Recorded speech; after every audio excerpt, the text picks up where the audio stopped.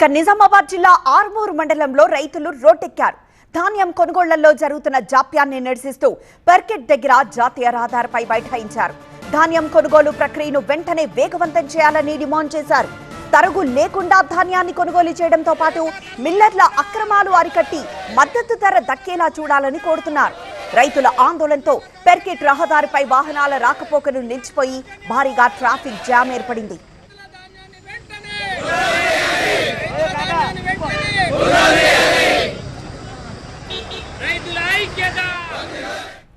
మరింత సమాచారం మా కరెస్పాండెంట్ దివాకర్ అందిస్తారు.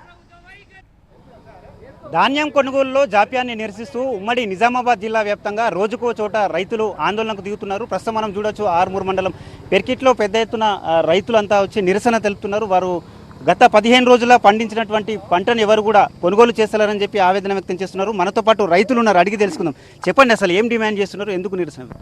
డిమాండ్ ఏం లేదు, ఒకటే డిమాండ్. మా రైతుల తరఫున మేము మాట్లాడేది ఏంటంటే 20 రోజుల నుంచి కుప్పలు రోడ్డు మీద పోసి ఎండకు ఎండుతున్నాయి, వానకు నానుతున్నాయి, గాలి దుమానంకు పత్తర్లు లేచిపోతున్నాయి.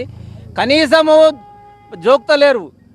ఎవడన్నా అనంగా మొన్న కొన్ని జోకిర్రు, ఒక 2 లారీలు జోకి ఆ లారీలు నింపి పంపిస్తే ఆ రైస్ మిల్లర్లు ఏం చేస్తారు, మాకు క్వింటాల్కు 15 కిలోల కడతా కావాలని చెప్పి కొర్రీలు పెట్టి దించలేరు. ఇప్పటి వరకు వాళ్ళు దించలేరు కాబట్టి మేమేం చేయాలా, మేము జోకము అని చెప్పి వీళ్ళు కొర్రీలు పెడుతున్నారు.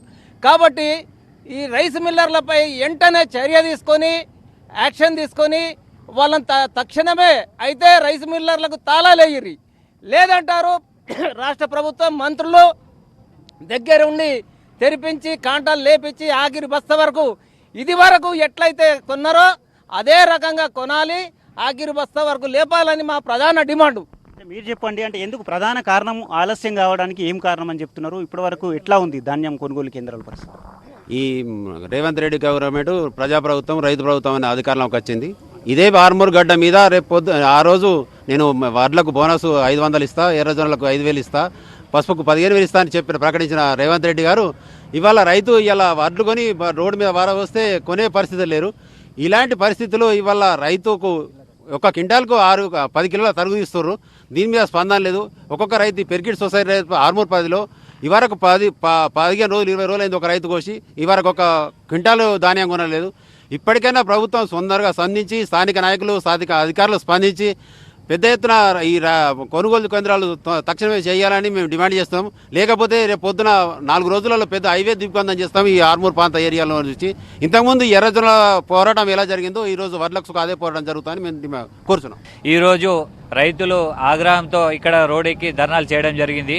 ఈరోజు వాతావరణం అనుకూలిస్తుంది కాబట్టి కనీసము రైతులు ఈ సమయాన్ని పాటిస్తున్నారు. ఒకవేళ ఈ అకాల వర్షాలు పడ్డట్టయితే రైతుల పరిస్థితి అగమ్య గోచరం అవుతుంది. వెంటనే ఈ రాష్ట్ర ప్రభుత్వానికి సంబంధించిన మంత్రులు కానీ ఎమ్మెల్యేలు కానీ ఇక్కడ ఎవరైనా కూడా అధికారులు రైతుల పట్ల కనీస వివక్ష మీద చూపకుండా వెంటనే ధాన్యం కొనుగోలు చేసి రైతులను ఆదుకోవాలని చెప్పి తెలియజేస్తూ, లేదంటే ఈ ధర్నాను హైవే దిగ్బంధం చేసి రాష్ట్ర ప్రభుత్వానికి కనువిపి కలిగిస్తామని చెప్పి రైతుల తరఫున తెలియజేస్తా ఉన్నాం.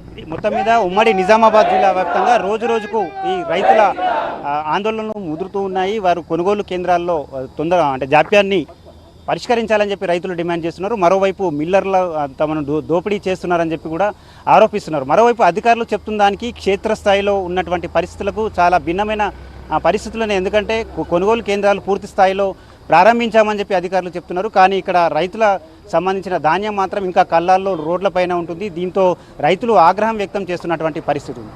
కెమెరా పర్సన్ అరవింద్తో దివాకర్, TV9 నిజామాబాద్.